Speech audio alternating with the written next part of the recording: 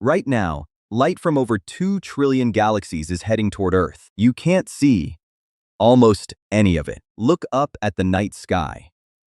Most of it is pitch black. But if the universe is infinite, that should be impossible. Every line of sight should eventually hit the surface of a star, which means the whole sky should glow as bright as the sun. It doesn't.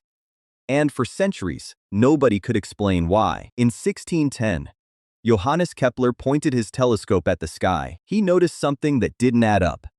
If stars fill space evenly in every direction, there's no gap. Look far enough, and your line of sight always lands on a star. So why is the space between stars pitch black? Kepler used this exact question to argue against an infinite universe. In 1720, Edmund Halley tried to work out the math. In 1744, Jean-Philippe Deschaux ran the numbers more carefully. Both reached the same unsettling result. An infinite universe should produce an infinitely bright sky. In 1823, Heinrich Wilhelm Olbers wrote the problem up formally. Today, astronomers call it Olbers Paradox. Here's the setup in plain numbers. If the universe has no edge, stars fill it evenly forever. Every patch of sky, however small, has a star hiding somewhere behind it. Stack up infinite layers of stars, and the light should add up to infinite brightness. But you're looking at a mostly dark sky right now. Something in that logic has to be wrong. Maybe dust blocks the light,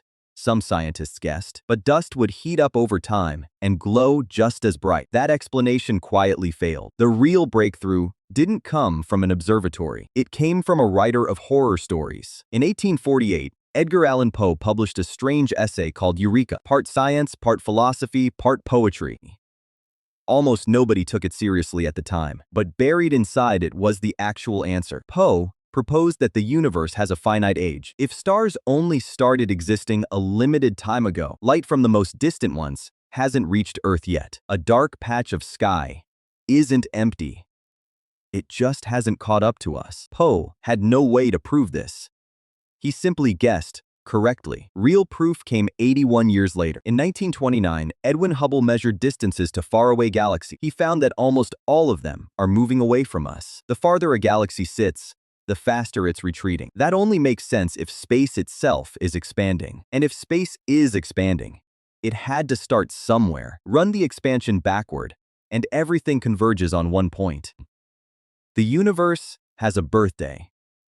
Roughly 13.8 billion years ago, in 1965, two radio engineers stumbled onto more proof. Penzias and Robert Wilson kept picking up strange background noise. At first, they blamed static or pigeon droppings on the antenna. It wasn't either.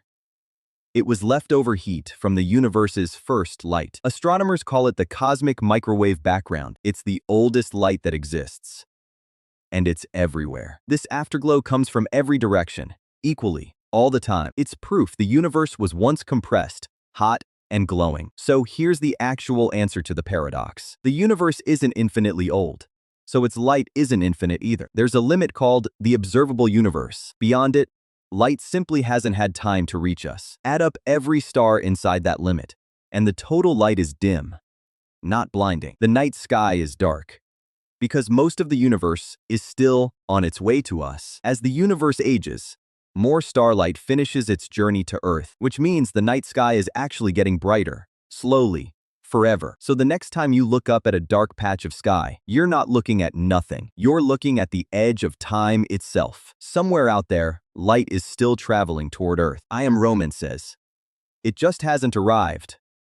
Not yet. And when it finally does, the sky will look a little different.